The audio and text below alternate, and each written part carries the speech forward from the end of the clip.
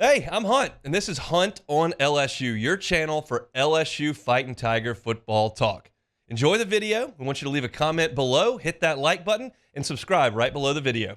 Enjoy. Preston Guy didn't necessarily do either of those, but he knows a lot about LSU football, and we enjoy his company. So we go out to the jimsfirearms.net hotline right now for our guy Preston Guy of tigerbait.com. Preston, how we doing? We'll wait for 1 second before we get to Preston. Again, we got a lot to do here on this Friday. These are the weekends I mentioned at the top of the show that they just are different, and I can't quite, and I realize it's the job to put it into words, but these big time games in big time environments with the weather and the opponent and the time of the game and all of those things wrapped into one make Tiger Stadium as good as any place in quite literally all of sport. And I'm one that kind of pushes back on the narrative that Tiger Stadium, every time you walk in there, is the greatest thing that's ever happened to anybody. I've been to plenty of games in there where we beat North Texas by 40 and nobody's there at halftime and it's not that great. I've been to plenty of games where you beat Mississippi State by a bajillion and there's not a great crowd. I've been to plenty of day games where it's a little too hot like 2 weeks ago. But when you get that whole gumbo together and all the recipes are clicking, there's just nothing better. And we're going to get that tomorrow as long as LSU is in the game. So we'll see. Preston Guy, tigerbait.com, now joins us on the Jim's Firearms Hotline. Preston, how are we doing? Hunt, we're having so many technical problems today. I almost wonder if this just wasn't meant to be. No, clearly it was, because it has happened. And I understand your phone just croaked on you, just decided that was enough. I woke up this morning and my charging port wasn't working, which means I'll go to bed and it didn't charge and it's dead. And look, man, I have zero shame in what I am and being the stereotype of my generation. Like I'm useless without this cell phone. So we went through some issues. We did some troubleshooting. We evaluated our team, so to speak, and we thought, oh, look, the wireless charging port is the solution here. Hopefully LSU can do that with things like their running game and consistency in the offense and maybe some red zone play calls. Maybe Coach Sloan can find his wireless charger this weekend. We'll see. He's going to need a lot. They're going to have to score some points on Saturday night in Tiger Stadium. Look at this wide receiving core. I don't expect Chris Hilton to play. He hasn't yet, and I don't think anything's changed on that front. C.J. Daniels very questionable. We know that Kyle Parker is not going to play the rest of the season. That was announced yesterday. Brian Kelly and his coaches show. So how do you feel about where they are at wide receiver? Not good.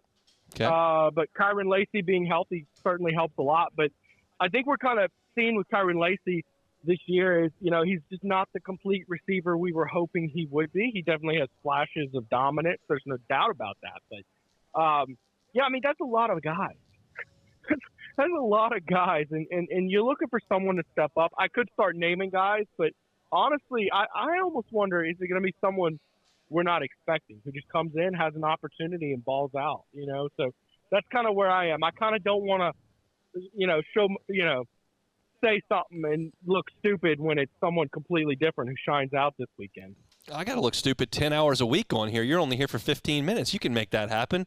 Like, I'm looking at potentially Kamorian Pimpton or Trades Green. Those were the first two words out of Brian Kelly's mouth. I have no problem splitting Trades Green out there and telling him what route to run. I think he's a matchup problem no matter who's over there.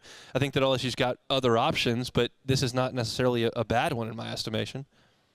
Well, and that's kind of why I was not wanting to go out and say, because those are tight ends. And you know how many grabs they have this year? Have you counted that up? Between those two? 4. Yeah, Four not a lot. Combined. Yeah. So remember preseason, we were all excited, especially about those red zone packages they were showing us at practice. I mean, those look really good.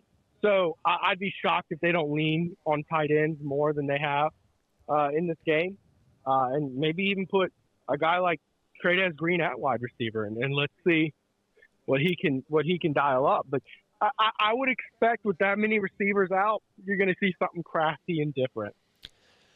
I've been thinking all week, and I wrote this in a column that I put up this morning, that this was the defense's time to show whether or not they were ready to compete with the big boys. And as I started thinking about that, I went, I think that LSU's defense will probably be okay. I don't know that they're going to give up 50. I think they're going to be okay. They're going to give up points. Maybe it's a prove-it situation for this offense and Garrett Nussmeier that, hey, this is a pretty good defense with a lot of pros. You got to go score. No, I think that's exactly the case. This defense is what it is. We've talked a lot about what the offense needs to do to improve. I think that's because we all think the pieces are there. It's just there's you got to work some things out. Joe Sloan is learning as a new coordinator, and he's learning his team. And I think that this team needs to find its identity in the running game and red zone. I think if you could iron those issues out, this could be an elite offense to score some points. I think defense is what it is. And what it is a defense that's going to be aggressive. It's going to bring some blitzes, but it's also one without the men to run that kind of defense on the back end. So you're going to give up some big plays in the passing game, especially to a guy like Jackson Dart. So if you're looking to win this game 17-13, you've got the wrong game plan, okay? I mean, just you've got to put up points. I'm not saying you need to put up 55 to win like you needed last year, right? But you need to be at least hoping to score in the 30s because I would bet a good bit of money that Ole Miss at least gets close to the 30s. If you had to tell me 28 points, I'd say I don't think they hold them below 28 points. But the thing is, you got to think of it like, okay, if they get 10 drives, how many can you get 5 stops on those? Can you get 50% stops, or can you limit them to field goals at least? Because this defense will dial up pressure on crucial downs and get stops sometimes, which is a great improvement. But at the same time, like they have who they have, and it hasn't been great. They rank 53rd in the country right now in total scoring defense. And look, I mean, they scored a 17 on Kentucky. They scored 3 points in the second half against South Carolina. Now, they knew that South Carolina had no chance to score, so they just kind of ran it into the ground. Right. They completed one pass in the fourth quarter of that game. But it's not like they're scoring 50 a game. I think we all have respect for Jackson Dart and certainly Lane Kiffin, and we'll see what Trey Harris can give them. But they have not been a humming machine in their 2 SEC games on offense. I get it. I do. I've just watched this LSU defense enough to kind of know that the matchup is not something I really like. Now, I do think that those two teams, particularly Kentucky, laid out the formula of how to slow this offense down and make them look human for sure. And that is getting pressure on them, man. And I think LSU does have the ability to bring pressure this year. I just do not have confidence in this secondary to cover based on what I've seen. I also think about situationally. When this defense absolutely has to get a stop, you've had basically 2 opportunities this year to show that, right? Against South Carolina and USC, and Miller Moss drove the ball down and got the game-winning touchdown and basically gave you no time to respond. So he did whatever he wanted with your defense.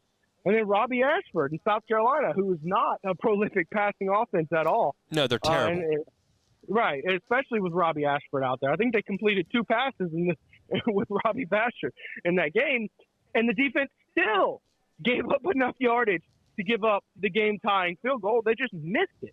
So that's kind of where I'm at. It's like, well, if you can't stop Robbie Ashford in South Carolina when you need to, I just don't see a world where this defense stops Jackson Dart when it needs to. I don't. And you can talk to me about all the comps and stuff, but I've watched LSU play too, For sure.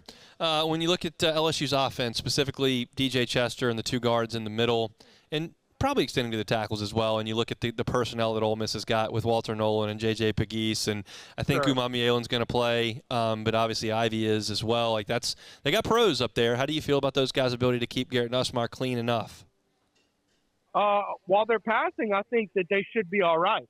Now, they might have to make some adjustments, and bear in mind, if they do have to go to heavy tight end packages throughout this game, you get a little bit of extra body. Although, after Mason Taylor, I'll say the blocking abilities of Pimpton and Trey'Dez Green aren't great, but it certainly is better than putting out a slot receiver. So, I think they should do all right, but you have to understand, a lot of Ole Miss's improvement this year has been on the defensive front. This is not the Ole Miss defense of last year. They are rock solid, but again, you're spot on about giving Nussmeier time to pass, and I think this offensive line has proven mostly they're going to be good at pass blocking. It's the run blocking I'm worried about. Can you give Caden Durham space? Is Caden Durham going to be 100% speed, by the way? Pretty sure he plays, but how is he a half step off, or is he going to be at his elite bursting ability? And by the way, not just speed, but can he run through tackles like he has been? All right, I kind of got the vibes from talking to you, how you feel it's going to go, but tell me how you think it goes tomorrow night inside Tiger Stadium. Oh man, am I that pessimistic? Look, I keep on going back to can LSU force a stop when it needs to? Okay, and I let's say LSU takes the lead with 90 seconds to go. How much confidence do you have in this defense to be able to keep Ole Miss out of the end zone in 90 seconds? And until I see it, I don't have much. I don't. So I think that it's going to play out a situation kind of like that. And I don't particularly foresee a blowout on either side of the ball. I see a close game, and unfortunately, what I've seen out of this defense in close games is it's concerning. So I really do think LSU has a chance to win this game because I do think that the offense is close to turning the corner in a lot of ways. But I'm going to go based off of what I've seen. And what I've seen is that I think LSU loses a close one. But don't sleep on it. I'm not calling LSU dead yet. I'll take my chances if LSU can get a lead with 90 seconds to go. If that's the problem we have, then I'll take that as a problem. Preston Guy is with us every single Friday. He's TigerBait.com every Monday talking Tiger football on the TigerBait YouTube channel. Enjoy the football this weekend, Preston. Thanks. All right, Hunt. See you soon. Hey, thanks for watching Hunt on LSU. Before you get out of here, do us a couple of favors. Hit that like button, leave your comments below, and subscribe to the channel for all your Fighting Tiger football talk. See you next time.